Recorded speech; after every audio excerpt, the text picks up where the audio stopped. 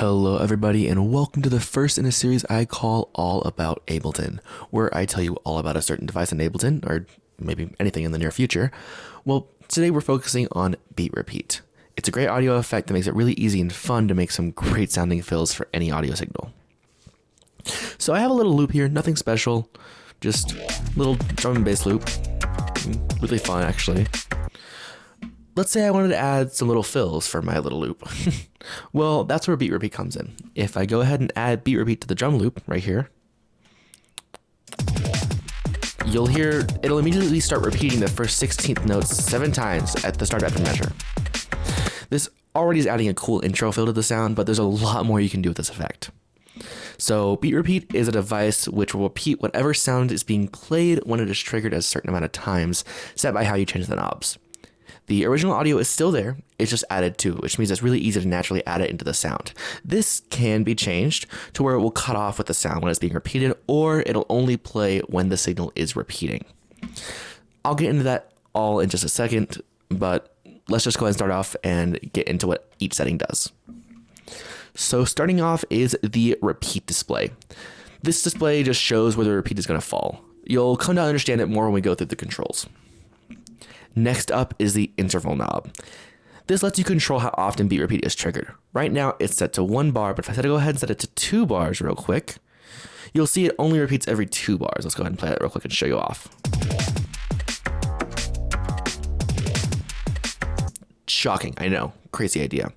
So that's the length of the repeat display. So you'll see this whole section right here, the length of the display is the interval.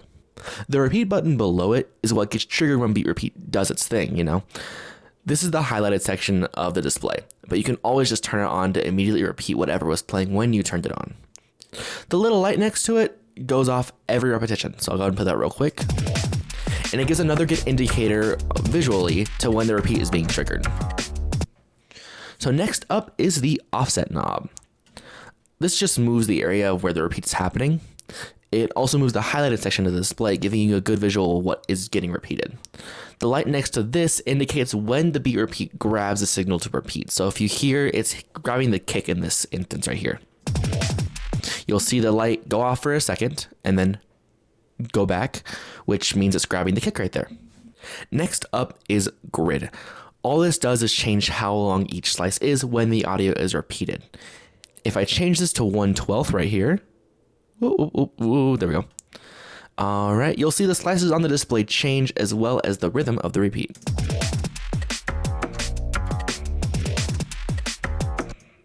There is a no triplet mode, which surprisingly enough causes triplet rhythms to be ignored. So you'll only get slices in the usual binary grid.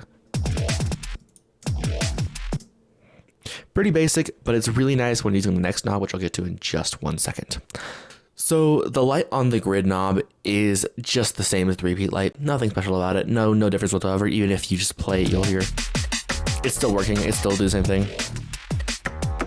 So whenever the grid is being activated, that's when that light's being activated. Pretty simple. Variation's simple. It just randomly changes the grid size. The larger the variation is, the more it'll differentiate from the current set grid size. So right now I'll go ahead and change that to 1/16. I'll turn off no triplets and I'll change the variation to 3. So it'll go ahead and go 3 up, 3 up, or 3 down. So you'll hear it when I play it. Give it a second. There it is. Yep, so just randomly change up the grid so it adds a little more variation to it. Really cool, really awesome, and really fun to mess around with. Now, there are 5 types of variation. Technically 3, but there's 5 settings, so it's nice to know about all of them. Trigger just changes the variation whenever beat repeat is triggered, of course. That's what we use whenever we set it up immediately. That's what we were just hearing. The time types, which is 1/4, 1/8, and 1/16, just set the variation to change every quarter, 8th, or 16th note respectively, of course, as well. Finally, auto is the most interesting one, and I think it's my favorite out of all of them. Auto changes the variation every repetition. This one can be a bit crazy, but it leads to the most unique and interesting results in my opinion.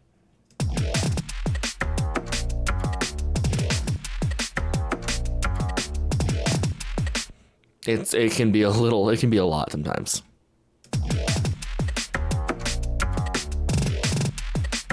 It's super fun to mess around with.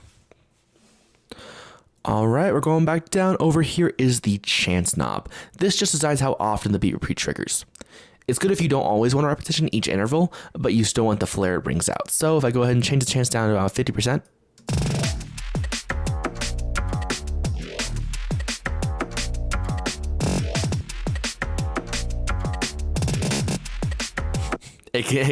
I still love the variation. It's so much fun to mess around with. So you get the idea. It just changes how often beat repeat is triggered on a percentage scale. Next up is gate. This decides how many times a sound repeats. It's set to 7/16 by default, but you can go all the way up to 4 bars, which will cause the repetition to go on constantly no matter the interval, since that only goes up to 4 bars as well.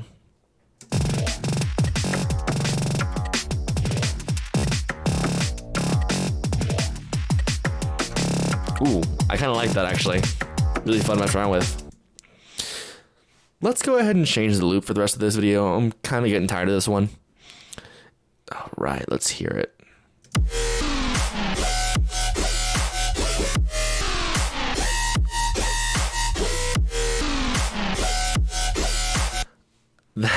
Yeah, that's better. Plus, it shows how beat repeat works with more melodic sounds. Anyways, okay, where were we? Oh, yeah. Pitch. Pitch resamples and pitches down the repetitions, which can make them stand out a lot more. Not much to say about this one. It just kind of sounds cool. So I'm using right here. Pull it down.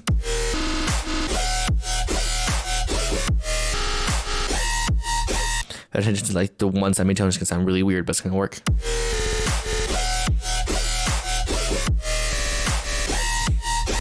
Or like -12.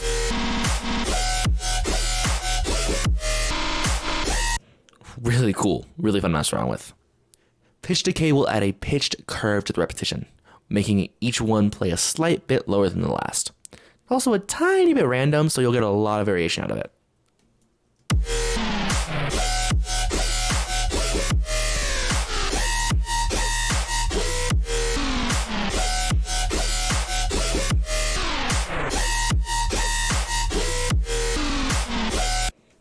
Really cool sound. All right, now we're at the final stretch. All right, we'll go ahead and jump out here to the filter first. Filter does exactly what it says. It filters the repetition when it's played. It's a pretty basic filter, but it does what it does great, and it makes it a lot easier to avoid muddying up your sound when you're on the mix setting.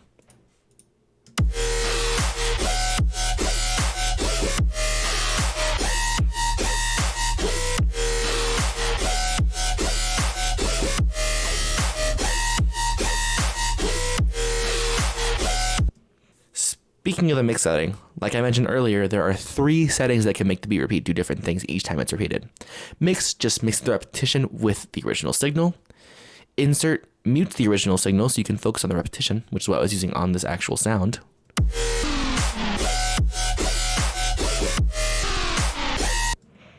And with filter, I was using mix. Pretty basic. Pretty cool though.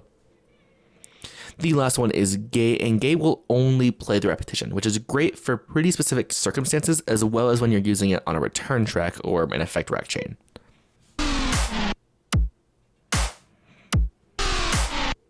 Really cool sound.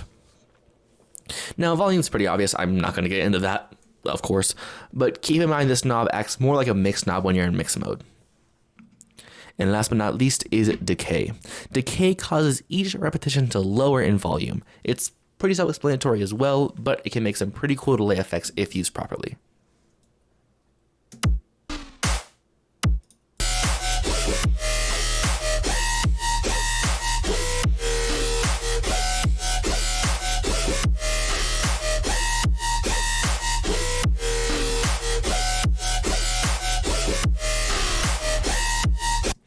Pretty cool sound sometimes. So that's about it. That is all about the beat repeat audio effect in Ableton. If y'all enjoyed, please feel free to like this video so I know you want more, as well as subscribe to keep up with the rest of the series, as well as many more things to come. My Discord is linked in the description, which has some great production resources as well as some cool places for everyone into music production, regardless in what way. Well, that's all I got for y'all. Thank you all so much for watching. I hope it helped y'all out at least a little bit, and I will see y'all in the next video.